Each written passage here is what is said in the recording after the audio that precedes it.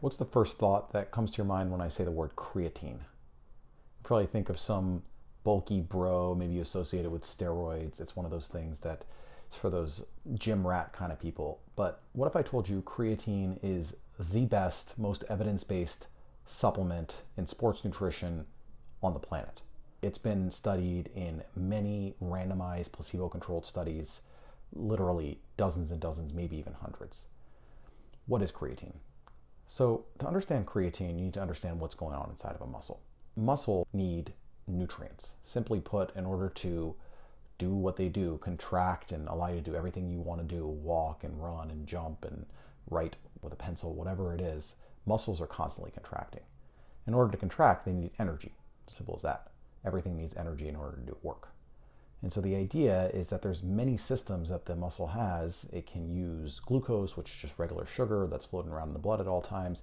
That can be fat from your stores in your buttocks or around your thighs or whatever it is. Or intramuscular fat. It actually has some fat droplets directly in the muscle. So that's like Wagyu beef, really fatty. That's intramuscular fat. You can use all those things, but the first and most dynamic system is something called phosphocreatine, right? And by breaking up this phosphocreatine, it can release immediate energy. It is depleted in the first 10 seconds or 20 seconds, and then it switches over to those other systems. So what oral creatine is, when you take creatine as a supplement, is that you're topping up those phosphocreatine levels in your muscle. So that's why you often will start by loading it, you taking a higher dose, and then you take it on a daily basis.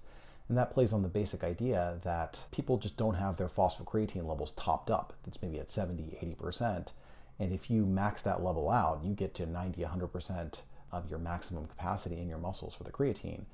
We know that that first 10, 20 seconds is just going to be a lot more efficient because you have more energy source. So you say 10, 20 seconds, who cares? Creatine has been most explored in explosive activities. You can imagine a bench press. You can imagine you're doing a 100-meter sprint and you just be the first person off the line, whatever it is. But it's also been shown to improve really any type of resistance exercise. It's less evidence-based in aerobic exercise, so that's like jogging or you're on the treadmill or you're rowing or something like that. And it's been most studied in resistance exercises, but there is some evidence that it works in aerobic exercises as well. So my protocol for creatine, first and foremost, I think everybody should take creatine if they're doing resistance exercise. And as I'll discuss in other videos, pretty much everybody should be doing resistance exercises. And that specifically includes women, and that specifically includes older people, the people that are least likely to do resistance exercise. So we'll talk about what that means. We'll unpack a lot of the myths in later videos. But if you're doing resistance exercise, which pretty much all of you should be doing, you should be taking creatine.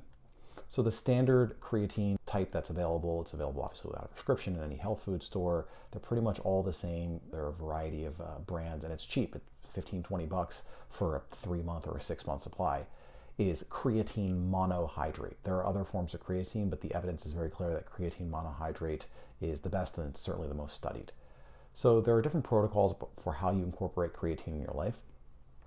Most people will do a bulking phase. That means they're going to take 15, 20 grams in the first couple of days, and then after the levels are kind of loaded up, then they take 5 grams every day. And it kind of doesn't matter when you take it. It's tasteless. It doesn't really have a smell or anything like that. So you can just add it to a shake. You can add it to a glass of water, coffee, and you really don't taste anything. A little bit of a gritty texture, I will say, though. And so the idea is they'll do that loading phase, and they'll take 3 to 5 grams every day. Most people can tolerate 5 grams. Side effects, what are the side effects? It is incredibly safe, and that's been shown, like I said, in many randomized control trials. GI distress, I remember when I first started taking creatine, you get the rumbling in the tummy. You're going to get it's going to be kind of a little uncomfortable, a little unsettled. Diarrhea is occasionally reported.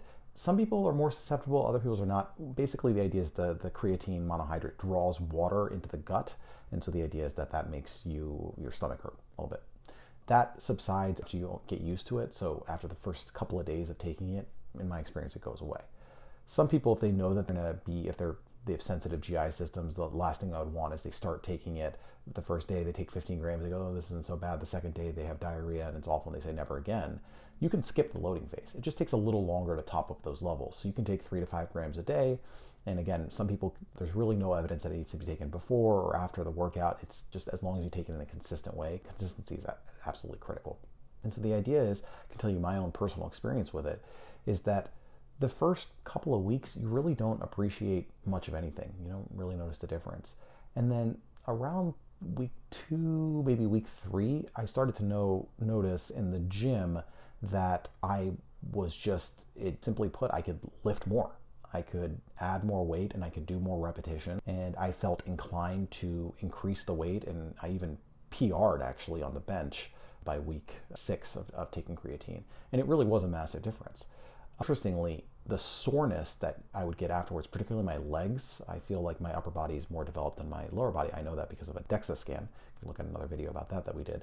So my lean mass is more substantial at a higher percentile in my upper body, less so in my lower body. So whenever I do leg exercises, I do squats, I do the leg press machine or whatever it is, I'm super sore the next day, and it's awful. I noticed that when I started taking creatine, that was not the case. The reality is that I was dull, maybe mild soreness in the background, but it was way, way more manageable. And it kind of created this virtuous cycle because I was more inclined to do legs, and because I was seeing the gains, and obviously it's important not to neglect half your body, but I would just be so sore afterwards, I would say never again. But by reducing that soreness, I was able to just do more legs and actually to get kind of excited about doing leg press machine and other leg exercises.